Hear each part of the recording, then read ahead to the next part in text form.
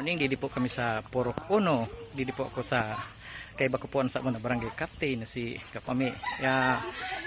Idinara po naman so gripo ni inagad po ni Kap ki Kong Christopher Kito ko. Pakibuksan mo tabi ano boss ang ano didi sa ibaba. Ano ta si ang ano ta? Sabot dili sa ibot nga.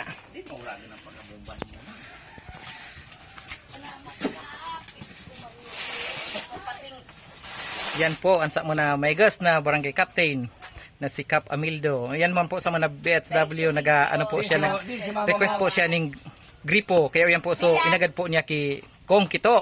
Sa tuyang congressman dito sa segundo distrito kang Albay. Didi man po, ang sign, di po ang, ano naman po, binisita ng sa ato na kapitan ang kakabitan. Ude, yan ang kuwang kaya. Grabe ang muto.